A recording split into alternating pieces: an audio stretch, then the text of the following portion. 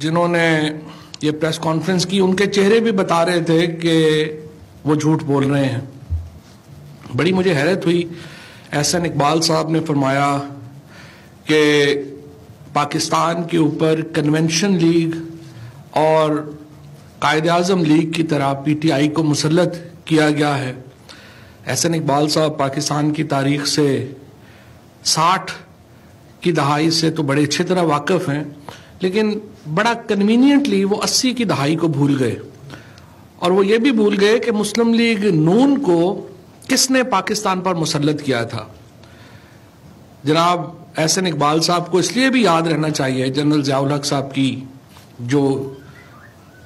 جو نام ہے وہ اس لیے بھی احسن اقبال صاحب کو یاد رہنا چاہیے کہ ان کی تو اپنی انجینئرنگ جنرل ضیاء الحق صاحب کے دیے گئے کوٹے سے ہوئی تھی، اور وہ بہت قریب تھے جنرل ضیاء الحق صاحب کے. اور میاں شریف صاحب، اللہ ان کو جنت نصیب کرے، میاں نواز شریف صاحب، میاں شہباز شریف صاحب، یہ تو جنرل ضیاء الحق سے پہلے کبھی کونسلر بھی منتخب نہیں ہوئے تھے. لہٰذا جب تاریخ یاد کرائیں تو اس کو تاریخ کو پھر پورا بیان کیا کریں.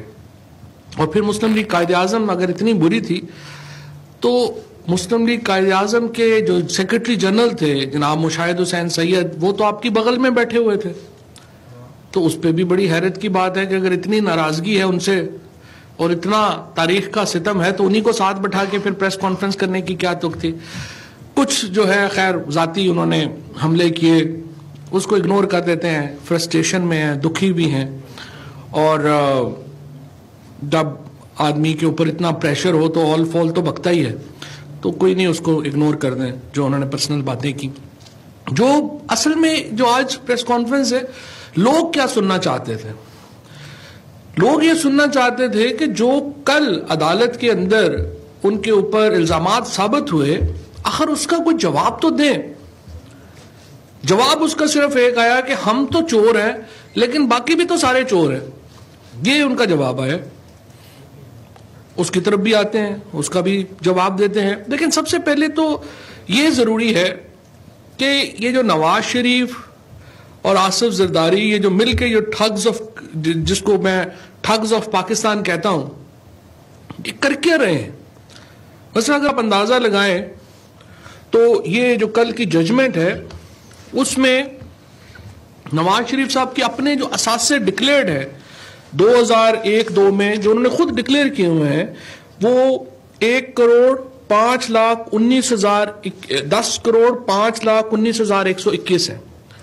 1,51,05,19,121 یہ ٹوٹل اثاثے ہیں جو نواز شریف صاحب نے 2001-2 میں ڈکلیئر کیے. اب انہوں نے جا کر کے العزیزیہ مل لگائی. العزیزیہ مل انہوں نے 63 ملین ریال کی بیچی، اور اس کے بعد انہوں نے کہا کہ اس کے بعد ہم نے 18 دن کے اندر وہ دوبارہ مل ہل میٹل کے نام سے لگائی، جو کہ ہم نے 93 ملین ریال کی جو ہے پھر ہم نے وہ مل لگائی، اور 20 ملین ریال اس کے اوپر لیبلٹی تھی، تو ٹوٹل 43 ملین تھا، لیکن ہم نے 93 ملین کی لگائی. تو جج صاحب نے تو بڑا سمپل سوال پوچھا. انہوں نے پوچھا کہ یہ آپ کے پاس پیسے آئے کہاں سے؟ آپ کے کاغذوں میں تو نہیں ہیں، آپ کے پاس بھی نہیں ہے. اور سب سے زیادہ جو شرمناک پہلو مجھے لگا پی ایم ایل این کی پریس کانفرنس میں، وہ یہ تھا کہ جب انہوں نے نواز شریف کے بچوں کی انکم کو، جو پاکستانی محنت کش مشرق وسطیٰ کے ممالک میں صبح سے لے کے رات تک کام کرتا ہے، وہ خون اور پسینے کی کمائی جو ہے وہ وہاں پہ کماتا ہے اور پاکستان واپس بھیجتا ہے، جب انہوں نے ایکویٹ کیا نواز شریف کو اس سے اور کہا کہ جناب وہ پیسے واپس بھیجنا کون سا گناہ ہے، وہ تو سارے پاکستان کے جو کارکن ہیں وہ کرتے ہیں. بھائی وہ اپنی محنت کی کمائی دن رات محنت کرتے ہیں اور آپ کو یہاں پاکستان میں بھیجتے ہیں، اور آپ جیسے حکمران اس کمائی کو اپنی رشوت ستانیوں میں اور اپنے معاملات میں ڈبوتے ہیں. اس وجہ سے ان بیچاروں کو باہر روزگار کے لیے جانا پڑتا ہے، کیونکہ پاکستان کے اندر اپرچونٹیز نہیں ہوتی. نواز شریف اور زرداری دونوں کو اگر آپ دیکھیں, ان کا طریقہ واردات بالکل ایک تھا. حدیبیہ کو لے لیں, عزیزیہ کو لے لیں, ہل میٹل کو لے لیں, پاک لین کو لے لیں, یہ جو ساری کمپنیاں بنائی گئی تھیں ملک کے باہر, یہ کیا تھا؟ یہ کوئی کام نہیں کرتی تھی, یہ کوئی کمپنیاں تھی ہی نہیں, یہ نان ایگزسٹنٹ تھی. ہو کیا رہا تھا؟ یہاں پہ پروجیکٹس ہیں, یہاں پر کمیشن تھا, یہ کمیشن باہر پے ہوتا تھا اور وہ کمیشن واپس پاکستان میں آتا تھا.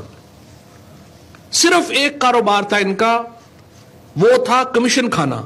چاہے وہ نالی کے ٹھیکے کا پیسہ ہو, چاہے سڑک کے ٹھیکے کا پیسہ ہو, چاہے ہسپتال کا پیسہ ہو, چاہے اسکول کا پیسہ ہو, چاہے غریبوں کو سبسڈی دینے کا پیسہ ہو.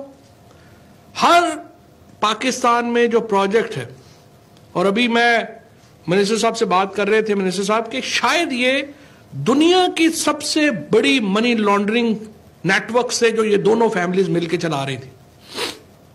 اتنا بڑا ملک ہے پاکستان, اس کے اندر بڑی سمپل بات ہے. لوگ تو پوچھنا آپ سے بڑی سمپل بات ہے. دیکھیں, جاتی عمرہ آپ کا 100 ایکڑ میں بنا ہوا آپ کا گھر ہے, 700 وہاں پہ ملازم ہیں, 10,000 روپیہ بھی اگر تنخواہ ہو, آپ کے ایسٹس تو بتاتے ہیں آپ کے پاس پیسے نہیں ہیں ان کو تنخواہ دینے کے, وہ کہاں سے ان کو تنخواہ دی جا رہی تھی؟ یہ جو سعد رفیق ہے یا شہباز شریف ہیں, ان کی جو لیونگ سٹائلز ہیں, ان میں سے سب کے پاس بلٹ پروف گاڑیاں ہیں مہنگی ترین, ان کے پاس ایک ایک نہیں, دو نہیں, 10 گھر ہیں. ان کا لاہور میں علیحدہ گھر ہے, مری میں علیحدہ گھر ہے, لندن میں علیحدہ بلینز آف ڈالرز کی جو ہے ان کے بیٹے کی اکویٹی ہے. تو عدالت تو یہ پوچھ رہی ہے آپ سے کہ جناب آپ ہمیں بتائیے آپ کے پاس اتنا بڑی جو پیسے ہیں آئے کہاں سے ہیں؟ اور آج یہ جو سارے چہرے وہاں پہ بیٹھے ہوئے تھے ان کا اپنا بھی یہی حال ہے. اس لیے وہ لوگ جو ہیں, وہ ہم جس طرح پنجابی میں کہتے ہیں نا, روندی یاراں نو لیلا نہ پراواں دے, ان کے معاملات اور ہیں. یہ سنا کسی کو رہے, ان کو فکر اپنی پڑی ہوئی ہے. وہ جو پرائم منسٹر صاحب نے کہا تھا نا کہ یہ جو میں چہرے دیکھتا ہوں پیچھے جو پریس کانفرنس میں بیٹھے ہوتے ہیں, یہ ان کے لیے نہیں, یہ اپنے لیے چیخ چنگاڑ مچائی ہوئی ہے انہوں نے. اور جب ہم پاکستان کو پرائم منسٹر عمران خان اور تحریک انصاف یہ مینڈیٹ لے کے آئے ہیں, ہمارا یہ مینڈیٹ ہے کہ ہم نے احتساب کرنا ہے, ہمارا یہ مینڈیٹ ہے کہ ہم نے چوروں کو پکڑنا ہے. آپ یہ بار بار کہہ دیتے ہیں کہ فلانے کو کیوں نہیں اریسٹ کیا, آپ نے علیم خان کو کیوں اریسٹ نہیں کیا, آپ نے بابر اعوان کو اریسٹ نہیں کیا, آپ نے فلانے کو اریسٹ نہیں کیا. آپ نے نواز شریف کو بھی اریسٹ نہیں کیا. جہاں تک نیب کا تعلق ہے, نیب نے نواز شریف صاحب کو بھی جب تک ریفرنس ان کا پینڈنگ رہا اریسٹ نہیں کیا. مریم نواز کو بھی اریسٹ نہیں کیا. شہباز شریف اور سعد رفیق کو کیوں اریسٹ کیا؟ اس کی وجہ خود نیب نے بتائی. انہوں نے کہا ہم نے پٹواری کو طلب کیا, اس پٹواری کو رات کو بلا کے کہا گیا کہ ہم تمہارا حشر کر دیں گے. جس ریکارڈ کو طلب کرتے تھے وہ ریکارڈ جل جاتا تھا. ایک صاحب کو بلایا گیا کہ وہ آ کے وہاں پہ وٹنس دیں گے, وہ اگلے دن لندن چلے گئے, واپس ہی نہیں آئے. Tampering with the evidence Shahbaz Sharif کے کیس میں ہو رہی تھی, جس کی وجہ سے انہوں نے اس کو گرفتار کیا اور انہوں نے ان کی وجوہات بتائی ہیں. اور ہر شخص جو نیب کے ساتھ تعاون کر رہا ہے, جو نیب کے ساتھ کوپریشن کر رہا ہے, اس کو وہ اریسٹ نہیں کر رہے ہیں. جن کو وہ سمجھتے ہیں کہ تعاون نہیں کر رہے ہیں اور انویسٹیگیشن فرسٹریٹ کر رہے ہیں, ان کو وہ اریسٹ کر رہے ہیں. اور یہ بالکل واضح بات ہے کہ نہ تو پرائم منسٹر صاحب کسی کو کہیں گے کہ کسی کے ساتھ امتیازی سلوک برتا جائے, نہ ہی وہ کسی معاملے میں فریق بنیں گے.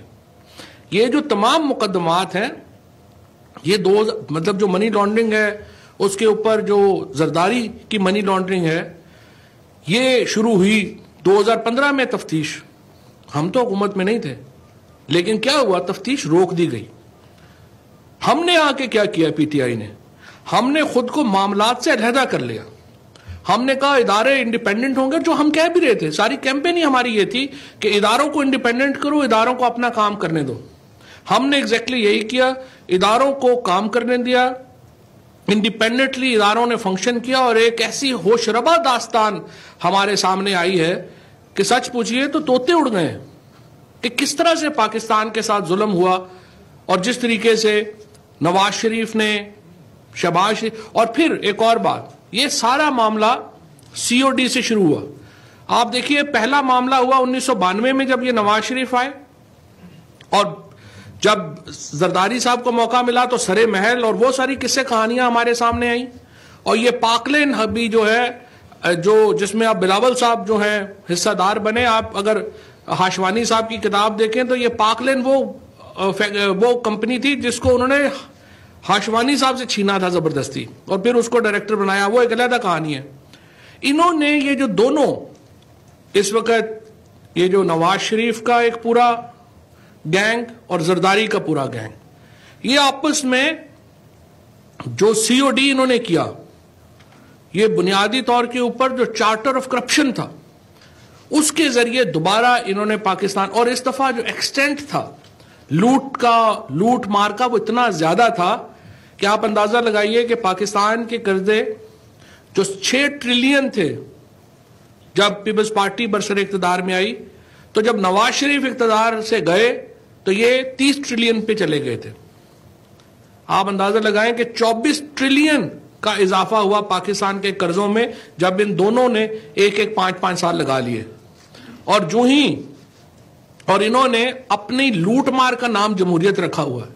یعنی جب تک لوٹ مار کی آپ اجازت دے رکھیں, جمہوریت ملک میں فلورش کرے گی, اور جو ہی آپ ان کے اوپر ہاتھ ڈالیں گے اسی وقت جمہوریت جو ہے وہ اس کو خطرہ آ جائے گا.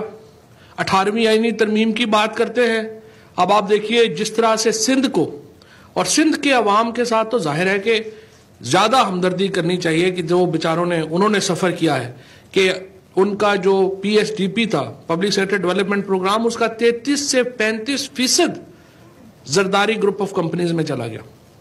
اسی طرح سے پنجاب میں جو بڑے بڑے پروجیکٹس کیے گئے ان کا بڑا حصہ حسن اور حسین کی کٹی میں چلا گیا, اور شہباز شریف کی کٹی میں چلا گیا.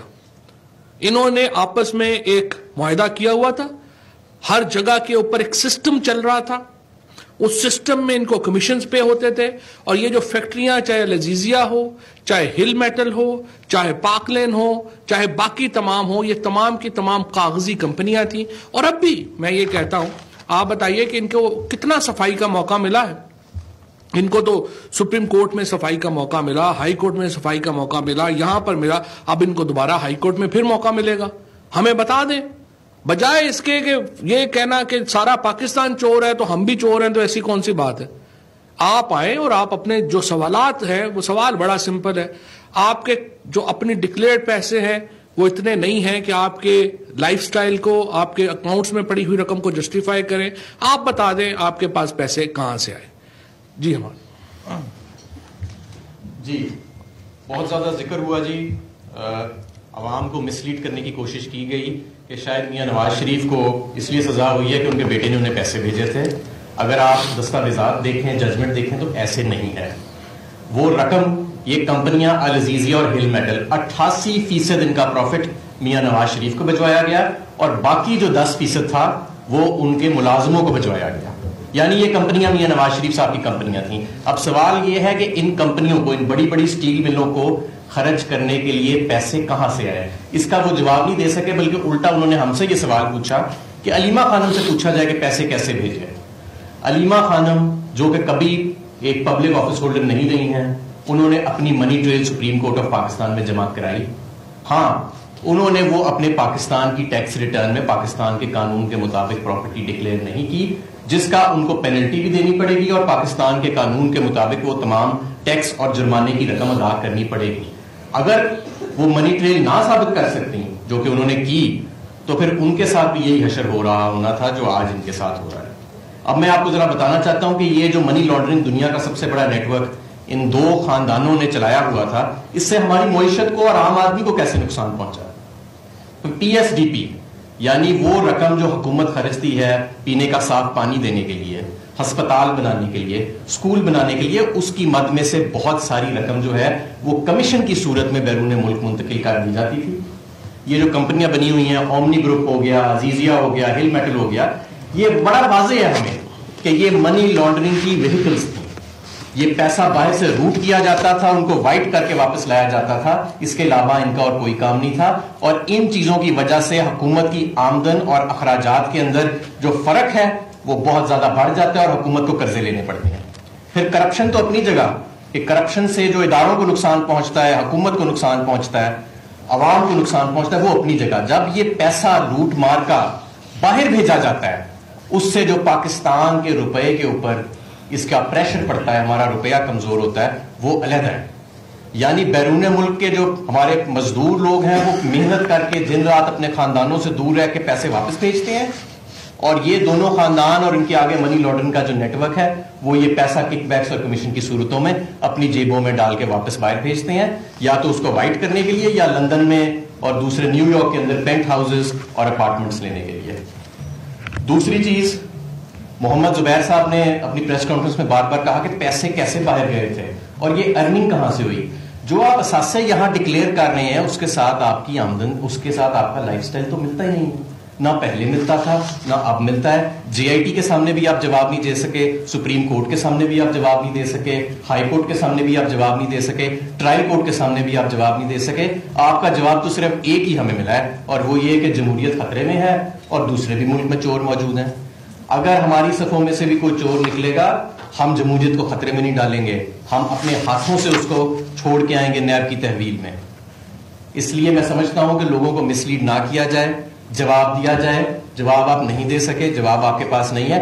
پاکستان کی تاریخ میں یہ ایک بہت بڑا موقع ہے جو آپ ہمارے سامنے آیا ہے کہ یہ دو بڑے خاندان جو مسلط ہوئے تھے اور پاکستان کا سب سے بڑا دنیا کا سب سے بڑا کرپشن کا نیٹ ورک چل رہا تھا, یہ انہوں نے پاکستان کو اپنا ایک جوائنٹ بزنس وینچر سمجھا ہوا ہے کہ ہمارے بچے بھی باہر, ہمارے کاروبار بھی باہر, ہم صرف یہاں پہ لوگوں کو بیوقوف بنانے کے لیے, ووٹ مانگنے کے لیے آئیں گے, یہاں سے پیسے باہر لے جانے کے لیے آئیں گے. یہ ان دونوں کا جوائنٹ بزنس وینچر اب ایکسپوز ہو گیا ہے, اور انشاءاللہ تعالیٰ جو نظر آ رہا ہے کہ اس کو ہم اس کے منطقی انجام تک جو ہے یہ نیب اور ایف آئی اے اور جو دوسرے ادارے ہیں, اور میں یہاں پہ ایف آئی اے کی اور جو جوائنٹ انویسٹیگیشن ٹیم بنی تھی اس کی میں خاص طور پہ تعریف کرنا چاہوں گا کہ جتنی یہ پیچیدہ ٹرانزیکشنز کو انہوں نے سکسیسفلی ٹریس کیا ہے.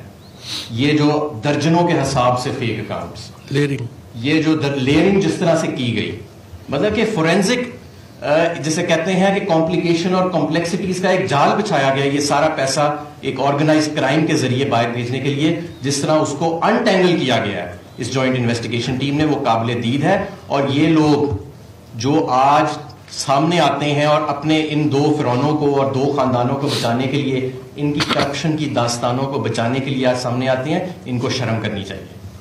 ان کو چاہیے کہ اس وقت اپنی وفاداری ان دو خاندانوں کے ساتھ نہیں بلکہ پاکستان کے ساتھ کریں. ٹھٹھا میں ان لوگوں کے ساتھ کریں جن کے پانی کے فلٹریشن پلانٹ اور پانی کے پروجیکٹس میں سے پیسے باہر بھجوا دیے گئے. پنجاب میں جو مہنگے منصوبے ہوئے, مہنگے پل کھڑے کیے گئے, انڈر پاس کھڑے کیے گئے تاکہ ہل میٹل اور عزیزیہ کے ذریعے جو ہے اپنی اس کالے دھن کو سفید کیا جائے. اب وقت آ گیا ہے کہ یہ اپنی اپنی جماعتوں میں جائیں اور بے شک بند کمروں کے اندر ان کے سامنے انگلی اٹھائیں کہ آپ نے اس قوم کو جس طرح مقروض کیا, اس قوم کا حق جس طرح چھینا, اب اس کا احتساب کریں.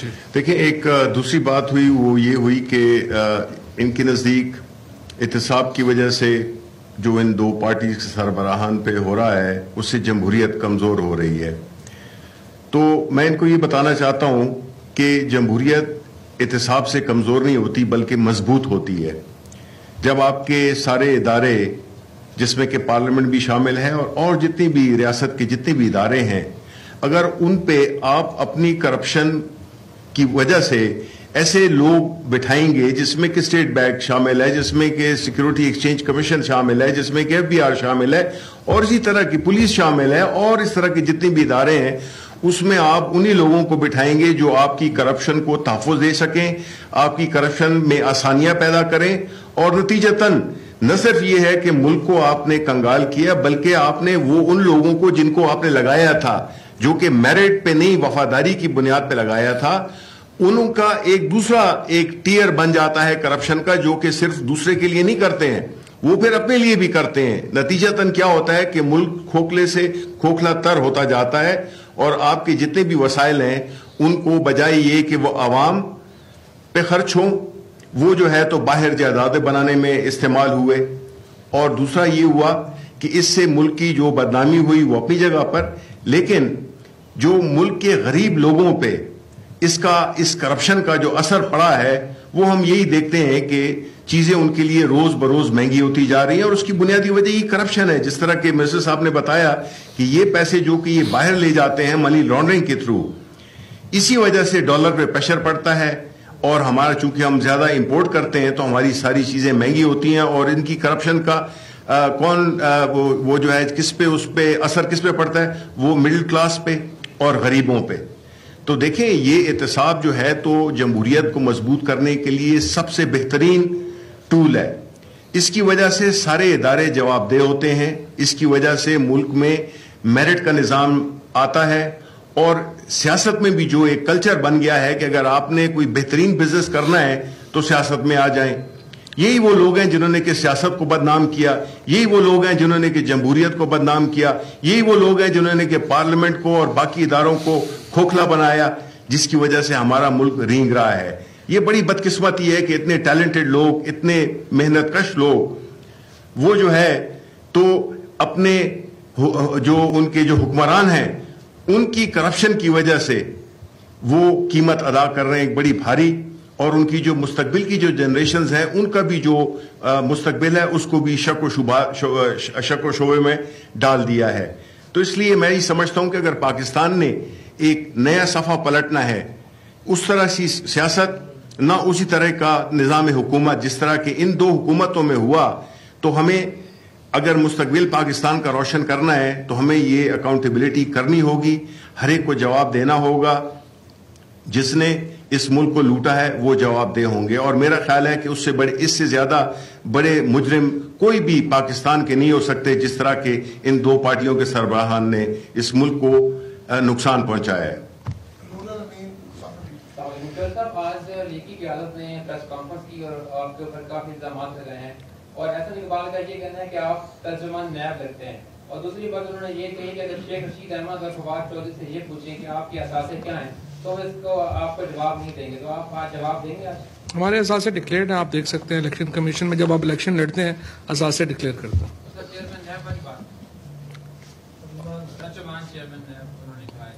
دیکھیں ہم چیئرمین نیب کے ترجمان نہیں ہیں, یہ ججمنٹ جو ہے یہ پبلک پراپرٹی ہے, اور اگر ہم نیب کے چیئرمین کے ترجمان ہوتے یا نیب ہمارے ساتھ ہوتا تو یقینی طور کے اوپر اکاؤنٹیبلٹی کی جو سپیڈ ہے وہ اور تیز ہوتی. انفارچونیٹلی آپ سمجھیں کہ ان کی خوش قسمتی ہے کہ نیب ہمارے انڈر نہیں. سر یہ ابھی شبلی فراز صاحب نے کہا جس طرح کہ جب کرپشن ہوتی ہے تو مہنگائی بڑھتی ہے, تو پچھلے 3 ماہ میں خاصی مہنگائی ہوئی ہے, یہ ہم دیکھیں بنیادی طور پہ جو آپ کا روپیہ ڈی ویلیو ہوتا ہے وہ آپ کے خسارے کی وجہ سے ہوتا ہے, آپ کا تجارتی خسارہ, آپ کا کرنٹ اکاؤنٹ ڈیفیسٹ. یہ وہ چیزیں ہیں کہ اور جو ہم نے اب رقم واپس کرنی ہے, پرانی جو حکومتوں نے قرضے لیے ہوئے ہیں $9 ارب کا قرضہ واپس کرنا ہے, تو یہ جو گیپ آ جاتا ہے آپ کے روپے کی ڈیمانڈ اور سپلائی کے اندر, جب یہ گیپ بڑھ جاتا ہے, کیونکہ ماضی کی حکومت نے کوئی ایسی سخت تو بنائی نہیں کہ آپ کی ایکسپورٹس بڑھیں, آپ کی فورن ایکسچینج میں ارننگز آئیں, وہ تو وہاں کی وہاں ہیں, لیکن جو ہماری امپورٹس ہیں وہ بڑھ گئی ہیں بہت زیادہ, جس کی وجہ سے اب جو روپیہ ہے اس کو تھوڑا سا ڈی ویلیو کرنا پڑا ہے. اور اس کی وجہ یہی ہے کہ یہ دوسرے مشاغل میں لگے رہے ہیں پچھلے 5 سال میں, وہ توجہ دی نہیں ہے بلکہ الٹا پیسہ باہر بھجواتے رہے ہیں, جس کی وجہ سے یہ خسارے مزید سنگین ہوتے رہے ہیں اور آج پھر مہنگائی کا سامنا کرنا پڑ رہا ہے.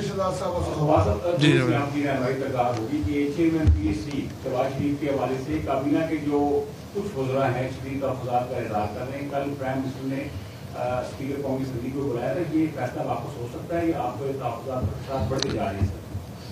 دیکھیں میں فرینکلی بات آپ کی بالکل درست ہے, ہماری پارٹی کے اندر بھی اس کے اوپر بہت آپ سمجھیے کہ ایک ریزنٹمنٹ ہے.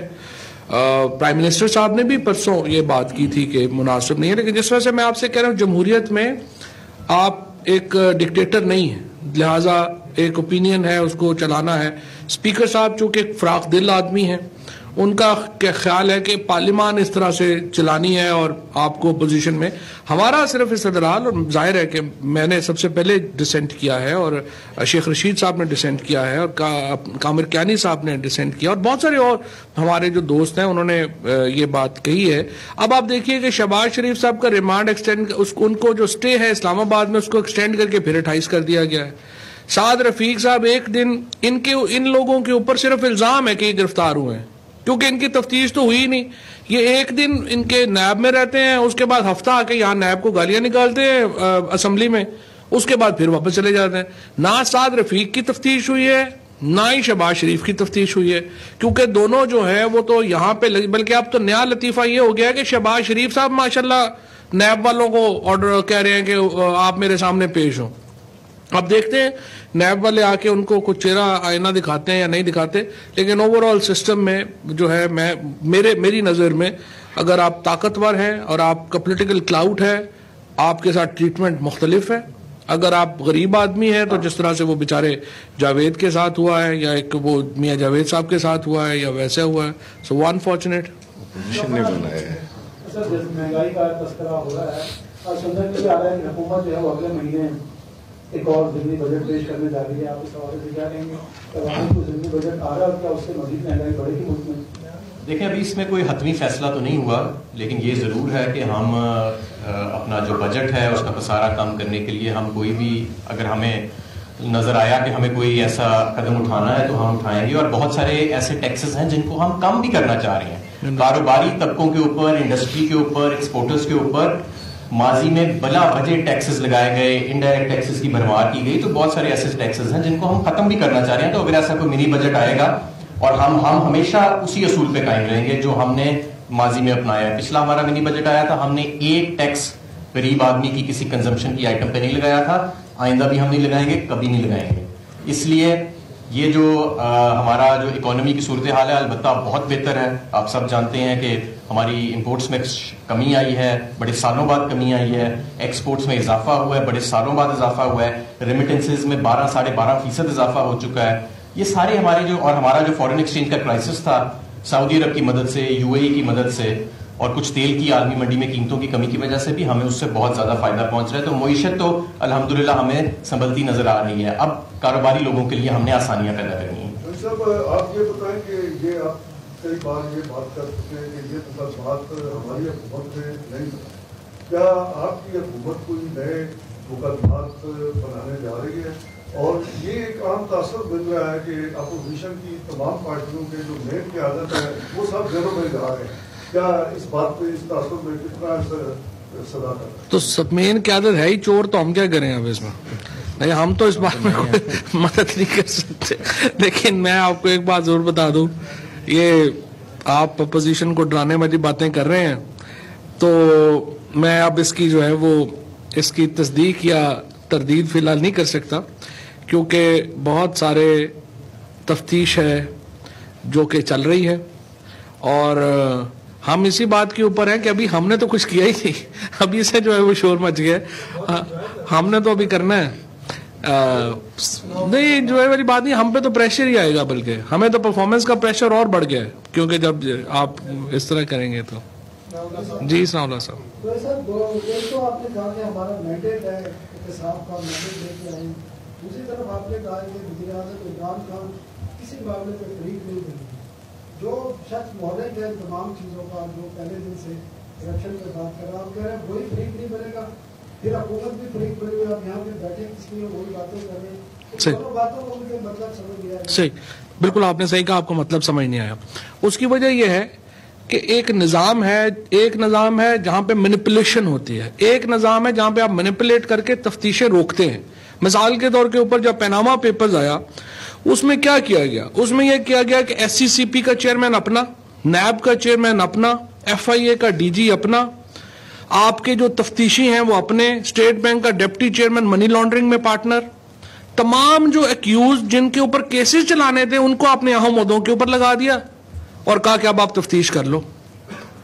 لہذا ساری آپ نے تفتیش کو سٹال کر دی. ہم نے آگے کیا کیا, ہم نے آ کے FIA کو انڈیپینڈنٹ کیا, ہم نے آ کے جو نیب کی پروسیکیوشن تھی اس کے اوپر سے سارے دباؤ جو ہیں وہ ختم کیے, ہم نے آ کر کے سارے جو ہمارے FIA تھی, انٹیلیجنس بیورو تھا, SCCP تھا, اس کے بعد اسٹیٹ بینک ہے, تمام ادارے جو ہیں ان کو انڈیپینڈنٹ کیا. جب آپ نے انڈیپینڈنٹ کیا تو وہ فنکشن کرنا شروع ہو گئے ہیں, اور یہ سارے چور بڑے بڑے جو ہیں وہ پکڑے جا رہے ہیں. اس لیے جو حکومت کا کردار ہے وہ یہ نہیں ہے کہ ہم پش کریں اداروں کو کہ یہ رزلٹ, یہ اس کیس ہے تو اس کو آپ ثابت کرنا ہی کرنا ہے آپ نے, یا یہ کیس ہے اس میں بے گناہ کرنا ہی کرنا ہے. سو ہم اس میں یہ جو کیسز ہیں ہم بنانے میں فریق نہیں ہیں, ہم ان کی آزاد تفتیش جو ہے وہ تفتیش جو ہو رہی ہے, فیسیلیٹیشن جو ہو رہی ہے گورنمنٹ کی, وہ انشاءاللہ ہوگی. اور اس میں آپ کو یہ بھی پتا ہونا چاہیے کہ جو باہر کے ملکوں سے ٹپس آتی ہیں یا باہر کے ملکوں سے جو سارے کی ساری کورسپونڈنس ہوتی ہے وہ گورنمنٹ ہی کرتی ہے, اور الحمدللہ ہم نے آتے ہی